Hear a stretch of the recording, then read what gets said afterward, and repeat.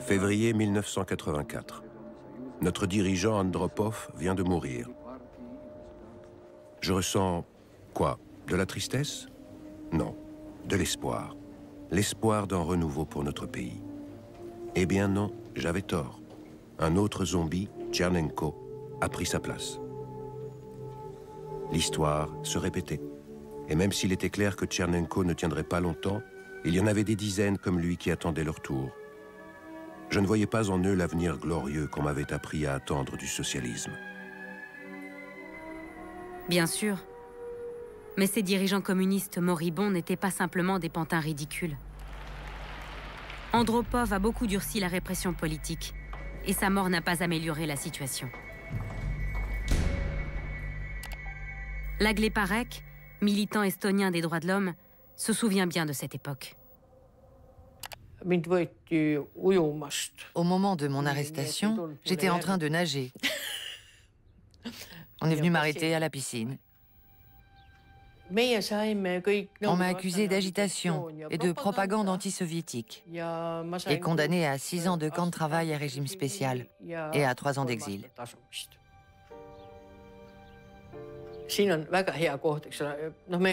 Quand ça s'est passé, Andropov était encore vivant. Mais j'ai appris sa mort dans le train qui m'emmenait au camp.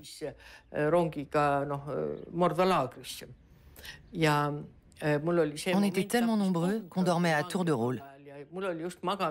J'étais endormie sur la couchette du haut, quand tout à coup j'ai réalisé que le train était à l'arrêt. Puis j'ai entendu un hurrah assourdissant. Le wagon tanguait. Alors les autres m'ont demandé « Hé, toi, la politique, qui va prendre la place d'Andropov ?» En tant que prisonnière politique, j'étais censée connaître la réponse.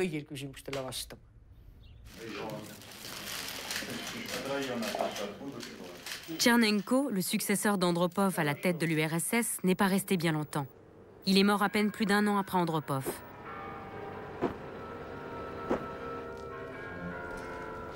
Les chefs d'État étrangers revenaient pour la 3e fois en 3 ans à Moscou, s'aligner devant le mur du Kremlin dans un froid glacial.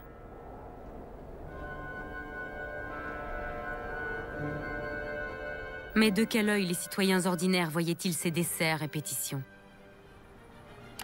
Voici Uwe Wirtwein, ancien soldat de la RDA, Sergiu Celac, ancien interprète du gouvernement roumain, et Imre Szilágyi, artisan hongrois. Quand la télé hongroise passait en boucle une symphonie de Beethoven, on savait qu'il était arrivé quelque chose en URSS.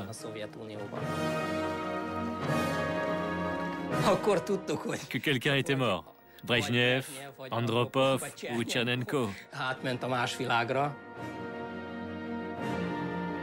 Sergiu Celac, de Roumanie. Dans le communisme, c'est la règle. On quitte le poste de secrétaire général du parti les pieds devant.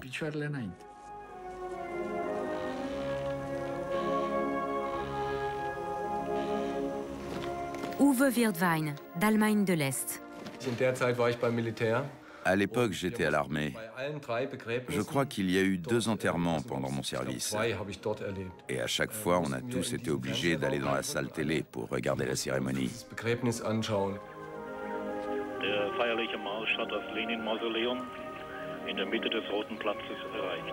On se demandait à chaque fois quelle direction ça allait prendre.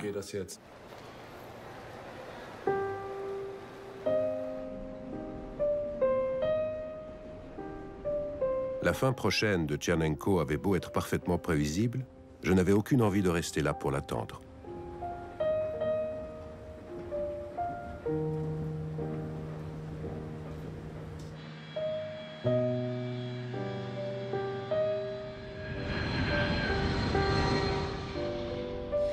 En fait, on peut presque dire que c'est grâce à ça que je suis née.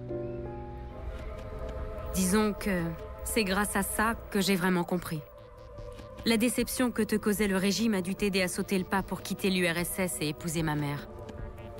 Mais en mars 1985, le nom du nouveau dirigeant d'Union soviétique, un homme jeune, a fait le tour du monde. Le communisme allait peut-être avoir un visage humain, au sens propre du terme, et dans l'endroit le plus inattendu de tous, au Kremlin. Tu étais peut-être en train de jouer avec moi, ton enfant d'1 an, dans ton appartement de Charlottenburg, au moment où tu l'as appris. Mais j'ai l'impression qu'en pensée, tu as dû retourner directement en URSS.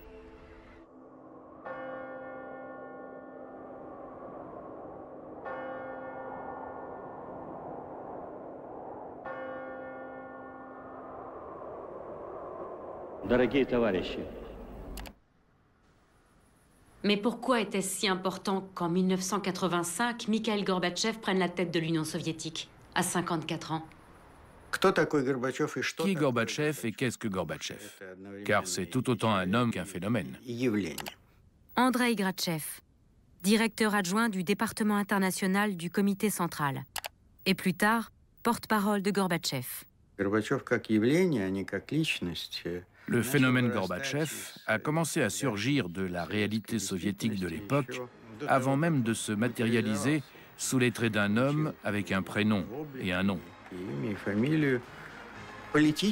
D'un point de vue politique, il n'est pas unique. Il est typique de sa génération. C'est un homme d'origine paysanne, un homme du peuple, venu faire ses études à Moscou. Un homme qui, comme tant d'autres jeunes fonctionnaires politiquement engagés, a découvert avec effroi et consternation les horreurs du stalinisme. Et qui a tenté, avec d'autres jeunes gens de son âge, de trouver refuge dans cette niche des années 60, dans la croyance que le socialisme, le véritable socialisme, n'avait pas encore vu le jour.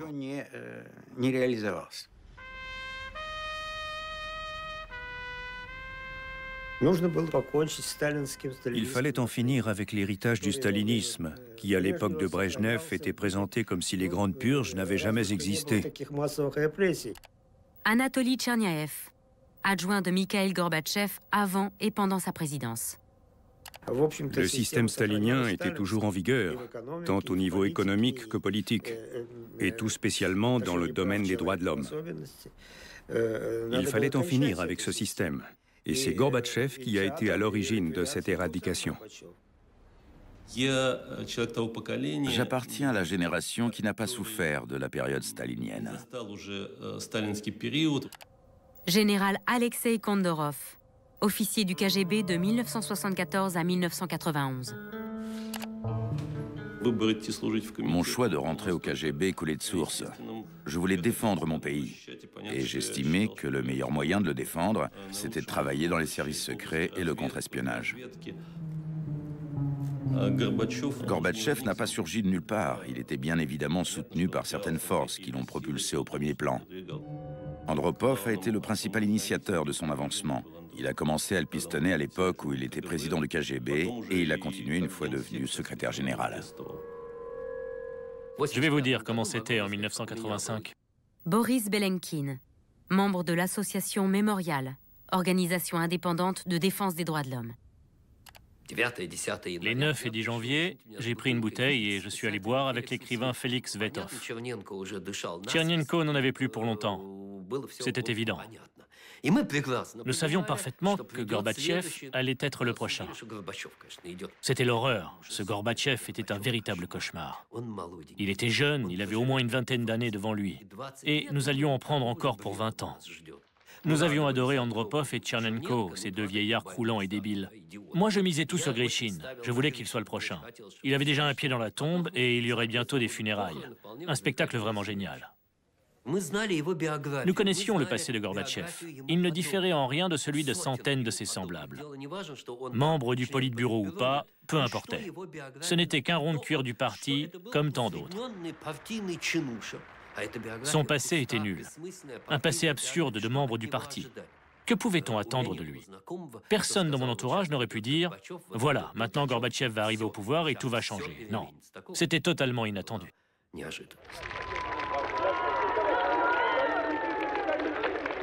Молодежью мы своей можем гордиться. Почему? Вы возьмите, Сибирь что осваивает? Осваивает кто? Молодежь идет, берет на себя. Армия на чьих плечах? Молодежь. Возьмите все новые предприятия, электроника, электротехника и так далее, женщины, молодые мужчины, молодежь. C'est la première fois qu'un homme doté de moralité est arrivé au sommet du système soviétique. Ну куда ж ближе? Cet homme arrive au pouvoir et voit l'héritage que lui ont légué ses prédécesseurs, Brejnev, Andropov, Tchernenko, etc.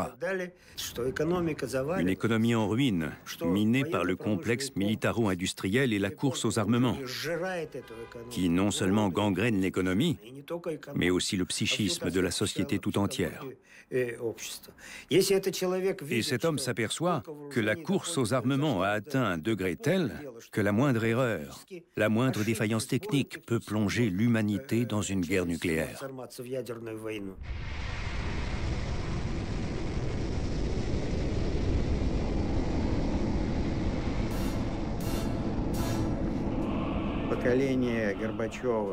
La génération de Gorbatchev n'a pas grandi dans la peur panique de la menace extérieure, de la menace occidentale.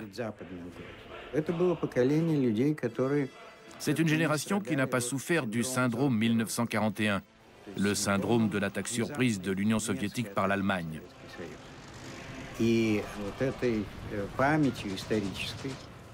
Cette mémoire historique d'une tragédie nationale, partagée par des millions de soviétiques, était devenue l'alibi, le mandat qui avait permis d'exiger du peuple soviétique n'importe quel sacrifice pour éviter une nouvelle guerre.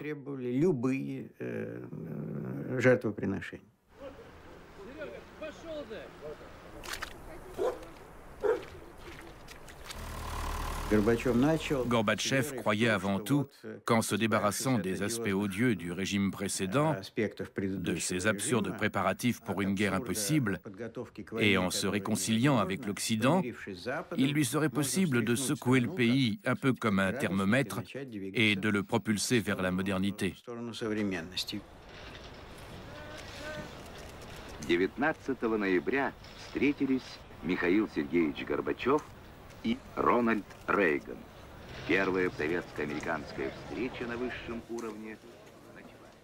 Il s'est aperçu que non seulement l'Occident ne s'apprêtait pas à attaquer l'Union soviétique, mais surtout que ce même Occident redoutait l'Union soviétique, ce qui a été une véritable révélation pour Gorbatchev. Il a fait comprendre à l'Occident que la doctrine Brejnev était morte et enterrée et que l'URSS n'envahirait jamais le territoire de ses alliés pour résoudre leurs problèmes. Par conséquent, jamais les troupes soviétiques ne seraient envoyées en Pologne, en RDA ou dans n'importe quel État satellite, comme ça avait été le cas en 1968.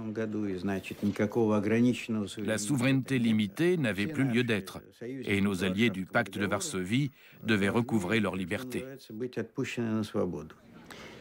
Gorbatchev a convoqué tous les dirigeants pour leur annoncer que l'époque du jardin d'enfants était révolue, qu'ils étaient désormais responsables devant leur parti, leur peuple et leur pays, et que Moscou n'allait plus s'ingérer dans leurs affaires intérieures. La liberté, c'était se faire expulser du jardin d'Éden des travailleurs. Combien de petits frères soviétiques voulaient vraiment de la liberté à ce prix? Les pays de l'Est n'en étaient pas tous au même point économique, politique et culturel, et ils avaient donc des réactions spécifiques aux ambitions de Gorbatchev. En 1985, la Pologne est encore sous la main de fer du général Jaruzelski. La Hongrie, jusqu'alors relativement prospère, est au bord de la faillite. La Roumanie s'est aussi gravement endettée pour financer le palais présidentiel. La RDA, la Tchécoslovaquie et la Bulgarie stagnent sous des régimes à la Brejnev, avec Honecker, Husak et Živkov.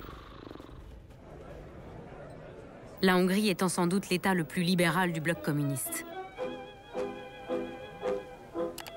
Zoltán Szalai, photographe officiel du gouvernement hongrois, a saisi une mise en scène politique très révélatrice.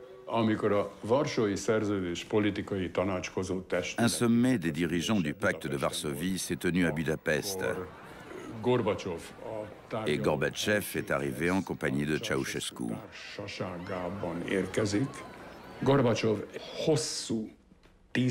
À l'époque, ça faisait déjà longtemps que Gorbatchev enguirlandait Ceausescu.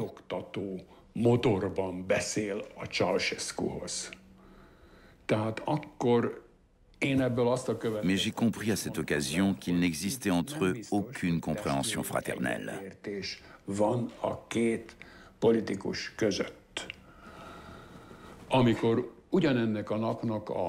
Chaque jour après le repas, après les débats, tout le monde posait pour la prétendue photo de famille. On était là, à attendre le moment de la photo. Tout le monde était au rendez-vous. Et Kadar est arrivé le dernier. Un groupe s'était formé autour de Gorbatchev.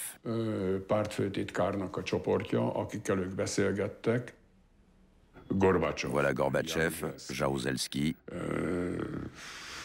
et Honecker. Ceausescu, lui, se tient à l'écart.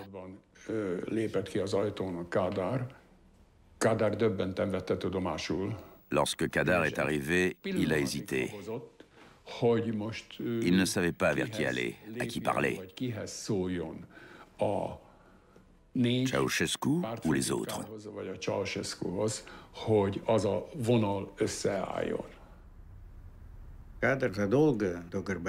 Kadar a commencé à réformer progressivement le socialisme hongrois bien avant Gorbatchev. Tout d'abord, en instaurant le socialisme du goulash, et par la suite, une sorte d'eurosocialisme pluraliste.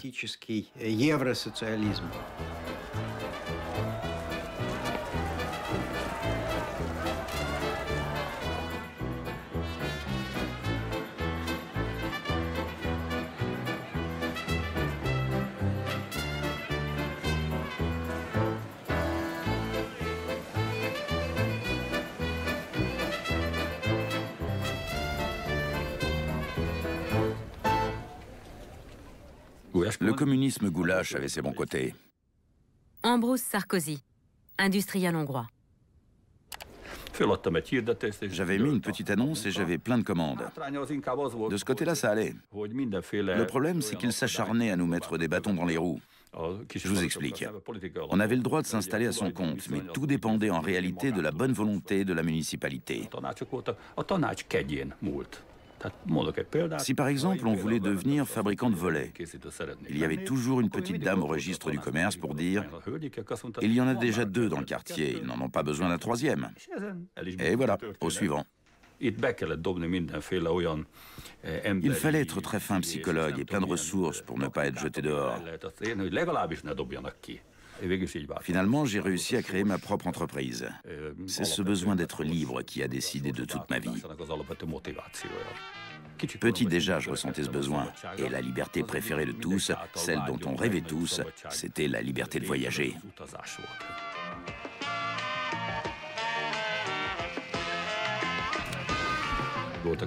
Je rêvais d'aller en Grèce, à Paris. Qui n'en aurait pas rêvé? Je gagnais bien ma vie, alors j'ai voyagé.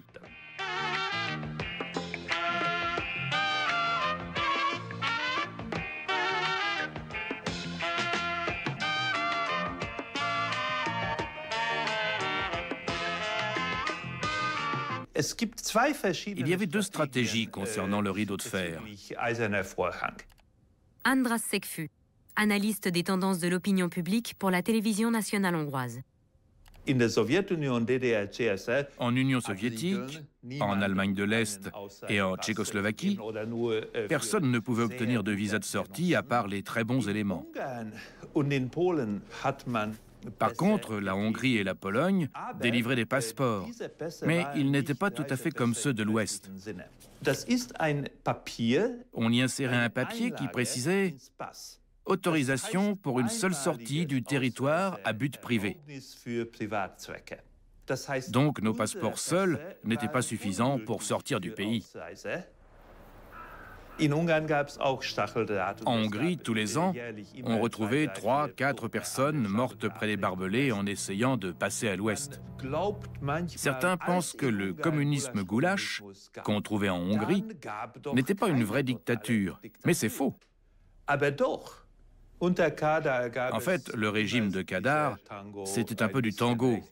Un pas à droite, un pas à gauche, un peu plus de dictature, un peu plus de liberté économique. En Hongrie, après la Seconde Guerre mondiale, il y avait des centaines de milliers de gens qui avaient vraiment foi en l'idéal communiste. Mais dans les années 80, ces vieux camarades ont plus ou moins disparu. La nouvelle génération de dirigeants sous Kadar ne croyait plus à l'idéologie communiste. Mais ils étaient quand même conformistes et obligés de s'aligner sur l'Union soviétique. C'est pour ça qu'on ne peut pas nier l'importance de la perestroïka.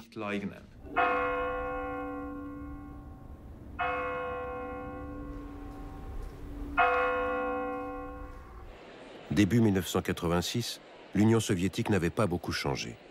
Le Parti communiste tenait encore son congrès, le 27e de son histoire, dans le lieu habituel et en respectant l'immuable rituel. Le secrétaire général Gorbatchev n'a pas renoncé à la langue de bois et a prononcé un interminable discours de propagande communiste. Mais il a lancé 2 mots russes qui devaient faire date et être universellement adoptés dans le vocabulaire politique. Perestroïka, restructuration, et glasnost, ouverture.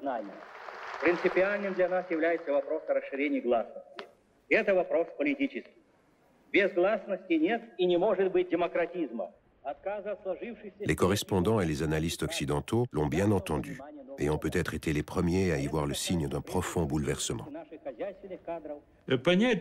Malheureusement, Gorbatchev est beaucoup mieux compris par l'intelligentsia occidentale que par les siens. Alexander Tsipko, conseiller de Gorbatchev pour la Pologne. Il a tenté de corriger le système en fonction de la situation qui régnait dans les pays d'Europe de l'Est et de leur soif de démocratie et de liberté. C'est l'essence même de la perestroïka de Gorbatchev, de la glasnost, etc. En Hongrie, la perestroïka et la glasnost étaient perçues comme des signes de naïveté. Voilà qu'une espèce de Candide se retrouve à la tête du parti en Russie et veut réformer la façon de boire la vodka. Il est bien naïf. Nous, on continuera à boire notre vodka et tant pis pour la perestroïka. Nous ne sommes pas les seuls à trop boire, mais aucun autre pays n'était aussi visiblement touché par l'alcoolisme que l'Union soviétique. Au moment de l'arrivée de Gorbatchev au pouvoir, les maladies et les accidents directement liés à l'abus d'alcool avaient réduit l'espérance de vie des hommes soviétiques à moins de 60 ans. Il a voulu intervenir et sa campagne contre l'alcoolisme est restée dans la droite ligne de la propagande soviétique.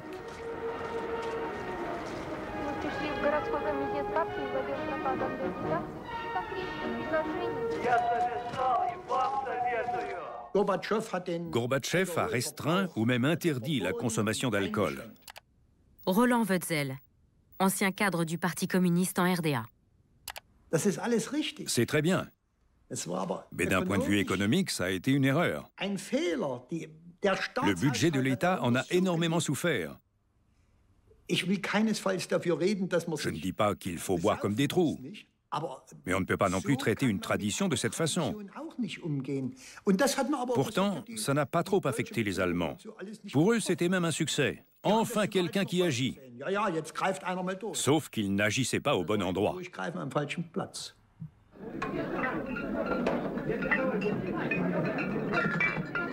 Les mesures de lutte contre l'alcoolisme ont eu un certain succès et ont fait un peu décroître la mortalité. Mais on ne faisait pas seulement la queue pour acheter de l'alcool en Union soviétique. Les organisateurs de cette campagne ne prenaient pas en compte les multiples raisons qui causaient cet alcoolisme catastrophique pour le pays.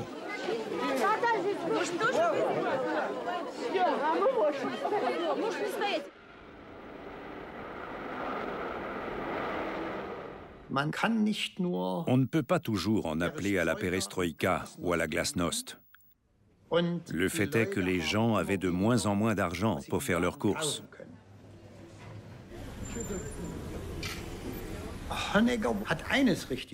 Honecker avait compris une chose. c'est que Gorbatchev avait un gros point faible. Il n'avait absolument aucune solution pour résoudre les contradictions internes, en particulier dans le domaine de l'économie. C'est pour ça qu'Honecker recevait toutes les idées de Gorbatchev avec une très grande circonspection. Il les considérait toujours avec beaucoup de réserve. Ces relations étaient bien entendu différentes avec chacun de ses dirigeants. C'était avec Jaruzelski qu'elles étaient les meilleures.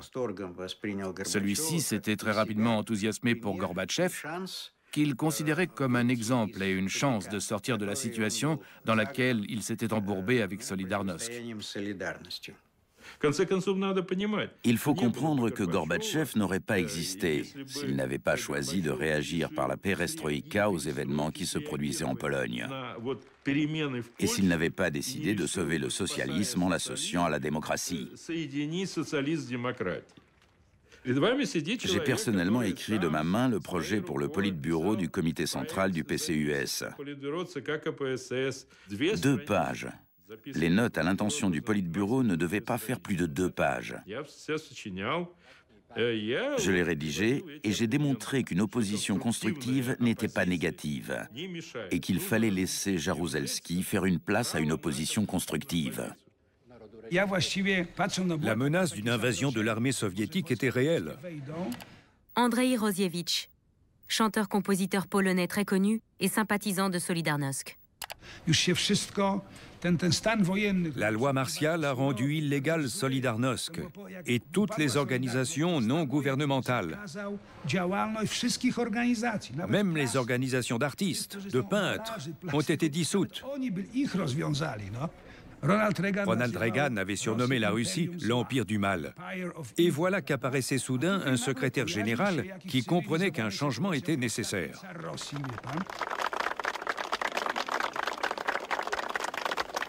Как тебя зовут? Как его зовут? Ежи. Ежи. Ежи. Я напишу Ежи от Михаила Сергеевича. Un directeur de salle de concert à Zielona Góra m'a demandé si j'accepterais de chanter à son spectacle. J'ai dit OK, à condition qu'on m'autorise à chanter Michael, Michael. C'était une chanson de mon cru, totalement différente des autres. En Pologne, il était interdit de considérer les camarades soviétiques avec humour. Alors, se moquer d'eux, vous pensez?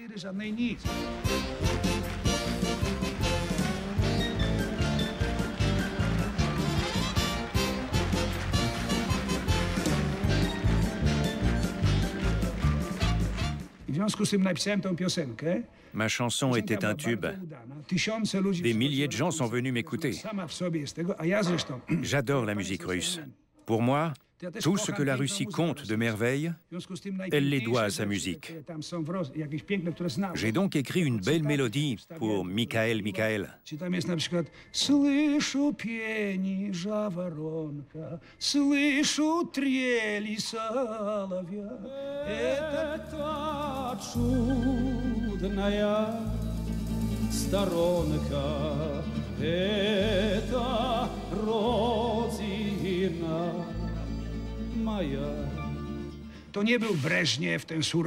Gorbatchev n'était pas comme Brejnev, un Russe implacable, uniquement capable de nous envoyer ses soldats. Il avait des manières d'occidental.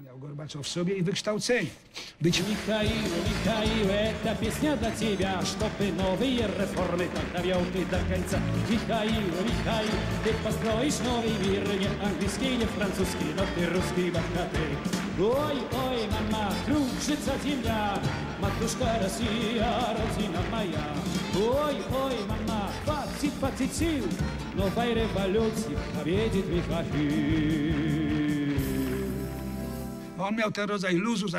Il était détendu comme le sont les Occidentaux, sans complexe, très conciliant. Quand je suis allé le saluer, il m'a dit « Andrei, merci ».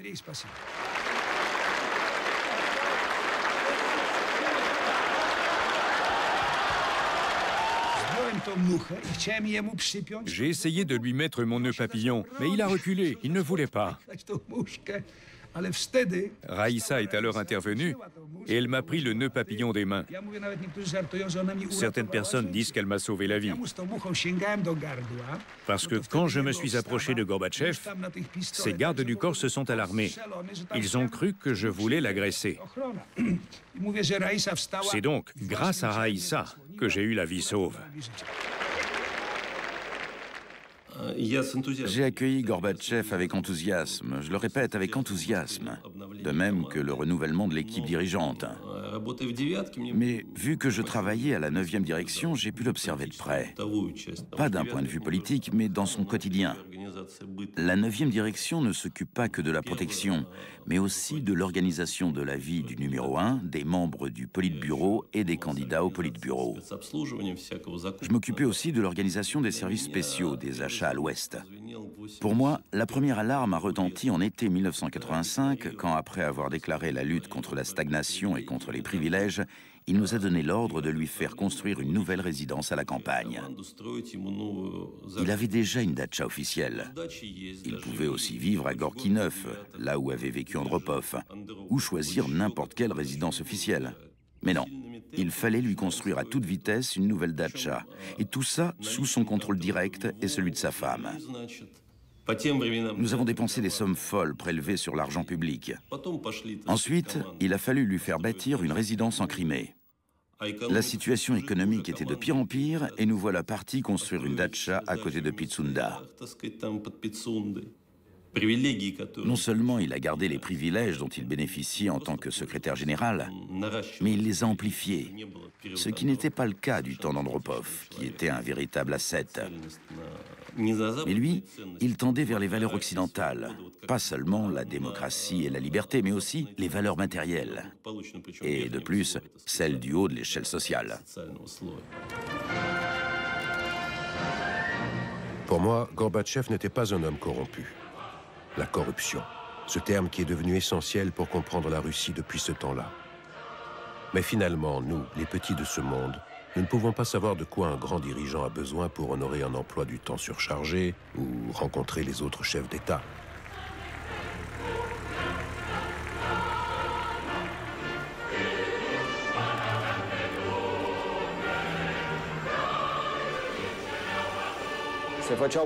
On s'est préparé, on s'est lavé. 3 ouvriers de l'usine de locomotives de Bucarest se souviennent de la visite de Gorbatchev. On ne bossait plus. On peignait et on faisait des retouches. La production s'est arrêtée quelques jours. On nous a ordonné d'arrêter de fumer, de nous laver les dents, de nous raser.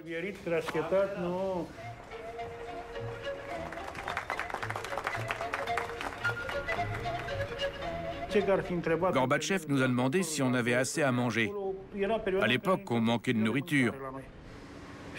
Et là, Ceausescu est intervenu en disant « Laissez-les travailler, on s'occupe de leur alimentation ».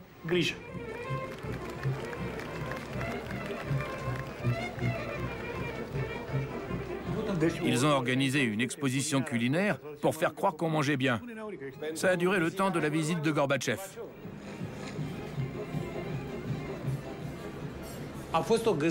Il y avait cette oie farcie aux champignons. Quand les équipes de tournage sont arrivées, elle avait disparu. Où est passée l'oie? Ça a été un scandale. En fait, on avait poussé l'oie jusqu'à ce qu'elle tombe de la table. Il n'y avait plus qu'à la couper et à la partager. On a tous eu un petit morceau. Михаил, это песня для тебя, чтобы новые реформы, как древние до кольца. Михаил, ты построишь новый мир, не английский, не французский, но ты русский богатырь. Ой, ой, мама, кружится земля, матушка Россия, родина моя. Ой, ой, мама, кружится земля. Et c'est au moment où Gorbatchev était sur le point de devenir une star absolue sur la scène politique internationale que s'est produit le drame. A massive leak of radioactivity from a Soviet nuclear power station has resulted in many casualties in what may be the world's worst nuclear accident. J'ai appris qu'il y avait eu un accident à Tchernobyl en changeant d'avion dans un aéroport de l'Europe de l'Ouest. J'ai aussitôt appelé ma mère à Leningrad. Bien qu'étant très informée dans ce domaine, puisqu'elle a soutenu une thèse de géophysique, elle n'avait absolument entendu parler de rien. Personne de ma famille, ni aucun de mes amis en Russie, ne savait quoi que ce soit. Même le nom de Tchernobyl est resté inconnu de beaucoup de gens en URSS pendant plusieurs jours après l'accident. Сообщение о катастрофе, имевшей место в европейской, то есть густонаселенной части Советского Союза. Этой катастрофе в значительной степени посвящены... En 1986, les gens écoutaient ces radios occidentales. Yuri Reiman, président de l'Association des anciens intervenants estoniens à Tchernobyl. Il y avait Radio Free Europe et aussi La Voix de l'Amérique. Elles étaient interdites, mais avec un bon récepteur, on arrivait à les capter. Elles ont été les premières à parler d'un grave accident à Tchernobyl. Cet accident avait eu lieu le 26 avril, mais en Union soviétique, le 1er mai était une grande fête. Il y avait des défilés dans toutes les villes. Et il était interdit de diffuser une aussi mauvaise nouvelle.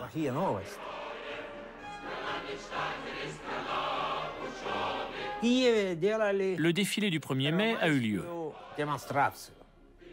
Il faisait beau. Et Kiev est situé juste à côté de Tchernobyl. Il y avait toujours des pionniers qui participaient au défilé. Des enfants avec leurs petites cravates rouges et leurs chemises blanches à manches courtes. Mais la poussière radioactive ne cessait de tomber sur la ville. Et il aurait fallu interdire le défilé. Ça a été pour Gorbatchev une grande épreuve politique. Tout d'abord, il lui a fallu plusieurs jours, plus de 10 jours, pour mobiliser les forces nécessaires pour endiguer l'accident.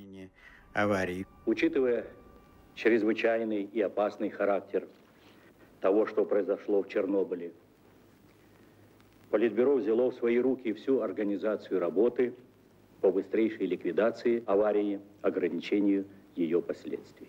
На сегодня 299 человек госпитализированы с диагнозом лучевой болезни разной степени тяжести. 7 из них скончались.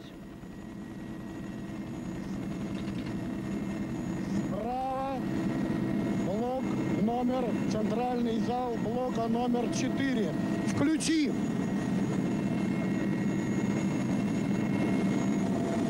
Выше! Держи это место! Держи!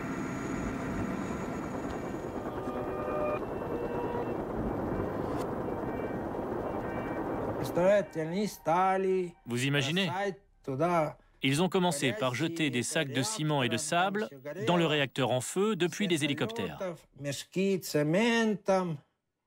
Ils étaient obligés de voler très bas et ils ont été exposés à de terribles doses de radiation. Ils sont déjà tous morts. Le réacteur avait explosé et il était entouré de tout un tas de bâtiments, d'autres réacteurs qui fonctionnaient. Il fallait absolument nettoyer les toits. La première année a été la pire. Chaque homme recevait un tablier, fait dans une espèce de mélange de caoutchouc et de plomb, et une pelle. Il devait aller sur le toit et jeter les débris dans un container ou les balancer dans la brèche. Il ne devait pas rester sur le toit plus de 20-30 secondes. C'était leur journée de travail. Et tous les gars qui étaient là-bas la première année, eux aussi, ils sont déjà tous morts.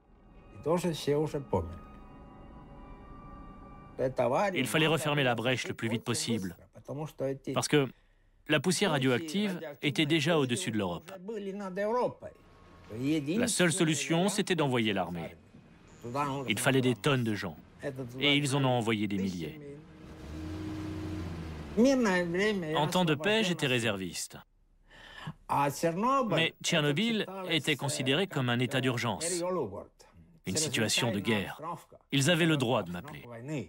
Et c'est ce qui s'est passé. En moyenne, chaque homme devait rester 2 mois maximum. La règle, c'était qu'il ne fallait pas dépasser une certaine dose de REM. C'est l'unité qui permet de mesurer le degré d'irradiation. Une fois qu'on avait atteint cette dose, on pouvait rentrer à la maison. Il y avait même des gars qui travaillaient plus longtemps, au détriment de leur santé, pour pouvoir rentrer plus vite chez eux. Moi, je travaillais uniquement dans les cuisines, où le taux de radiation était le moins élevé. Du coup, je suis resté là-bas 4 mois. Quand la construction du sarcophage a enfin été terminée, il fallait planter un drapeau rouge en haut d'une immense cheminée. Une cérémonie officielle, avec je ne sais quel responsable, devait avoir lieu parce que le sarcophage avait été construit en un temps record. Allez savoir ce qu'il lui avait promis. Mais un type s'est porté volontaire. Il a grimpé au sommet de la cheminée pour y planter le drapeau rouge. Cette cheminée métallique datait d'avant l'accident. Elle était complètement irradiée. Et ce type est mort depuis longtemps. Vous imaginez ?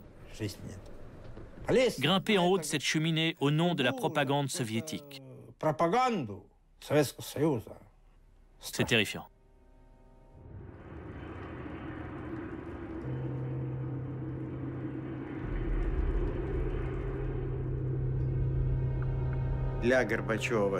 Tchernobyl a poussé Gorbatchev à tout faire pour obtenir l'interdiction des armes nucléaires. Après Tchernobyl, il n'a cessé de déclarer lors des réunions du Politburo « Regardez ce qui s'est produit avec l'explosion d'un seul réacteur en temps de paix. Imaginez ce qui se passerait en Europe si des armes atomiques explosaient. C'est inadmissible. Nous devons tout faire pour nous en débarrasser. » Et sur ce plan-là, paradoxalement, il s'est rapproché de Reagan.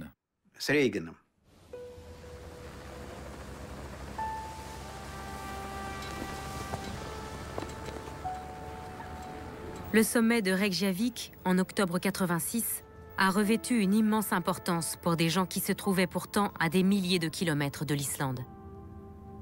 On m'a fait sortir du camp et on m'a ramené le jour même de la rencontre entre Gorbatchev et Reagan à Reykjavik. Reagan avait été réélu en 1984 et on avait tenu à le féliciter. Dans une lettre très courte, on lui disait « Nous sommes des prisonnières politiques et nous vous félicitons, Monsieur le Président. » C'était important qu'il sache qu'il y avait des prisonniers politiques en URSS. Ça mettait Gorbatchev en mauvaise posture, car un des points à négocier avec Reagan portait précisément sur les prisonniers politiques. Gorbatchev a probablement compris qu'il devait en libérer quelques-uns et il essayait de trouver le moyen d'y parvenir sans perdre la face.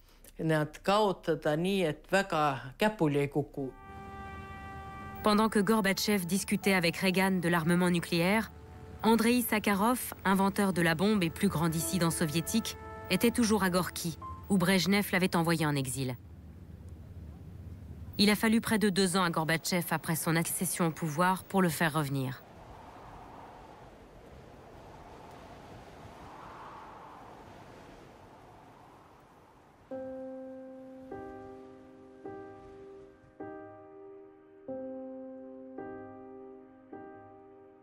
Вечером поздно постучали в дверь. Пришло 3 человека, один из КГБ, и они поставили нам временный телефон. В 3 часа позвонил Горбачев. Михаил Сергеевич сказал, что принято решение о вашем возвращении в Москву. C'est Sakharov qui a inventé dès 1970 le concept de glasnost, d'ouverture, qui a été attribué plus tard à Gorbatchev. Il a beaucoup mécontenté les dirigeants soviétiques en avertissant l'Occident que le désarmement et la détente seraient impossibles sans respect des libertés en URSS, sans glasnost.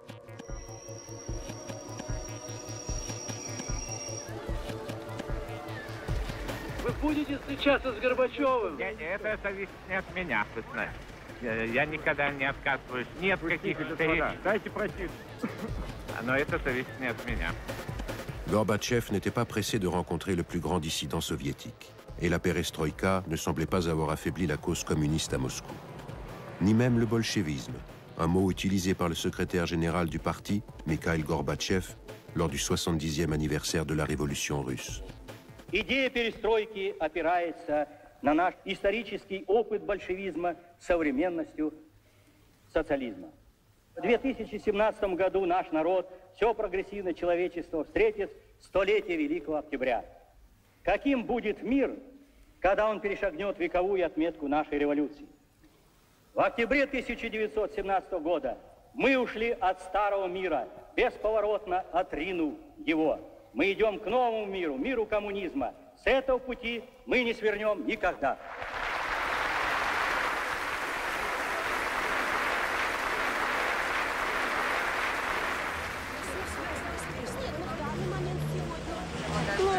Нет, у нас трудности, безусловно, есть в стране, но мы надеемся, что все будет благополучно. Что мы все за Горбачева, за его политику, за его перестройку. Вот все. Что мы можем сказать? Почему вы за всех говорите? А разве вы против перестройки? Я не против перестройки. А почему вы говорите, что мы все за Горбачева? А разве вы не за Горбачева? Нет.